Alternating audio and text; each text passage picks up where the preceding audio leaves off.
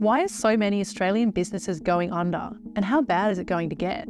More than 11,000 businesses have fallen across Australia over the last year alone. That's more than the GFC. But no industry has been hit harder than the building sector, with close to 3,000 construction firms turning into corporate corpses over the last 12 months. I'm Alex Turner-Cohen, and I've been reporting on Australia's biggest business collapses over the past 2 years. Mass collapses within construction are usually the first signs of a struggling economy. These builders run on really tight margins, and they rely on supply chain prices staying the same, meaning even a slight change can send them from flourishing to failing. And right now, prices throughout the supply chain are going ballistic.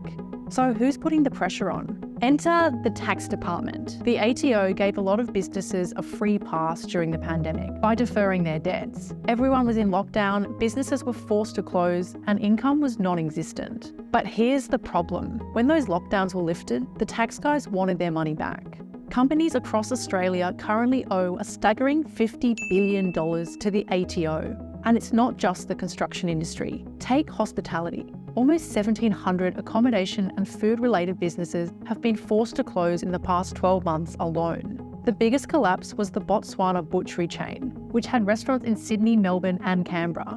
Its closure left behind a massive hole with $23 million of debt and more than 200 staff losing their jobs.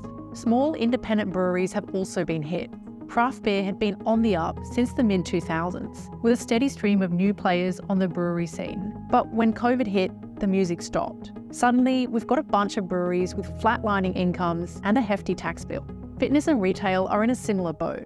These sectors were also hit by COVID, but right now it's the cost of living crisis that's taking them down. As Aussies tighten their wallets, gym memberships and other non-essential purchases are usually the first to go. Perhaps the most shocking was the collapse of UFC Gym, which left 62 creditors owing a staggering $15 million. A number of F45 franchises have also quietly gone under. And bear in mind, this was the A-listed gym chain that was once on top of the world. So what happens next? Unfortunately, this phenomenon is not showing any signs of slowing down. And with the cost of living crisis getting worse, experts say that can only spell more trouble for Aussie businesses.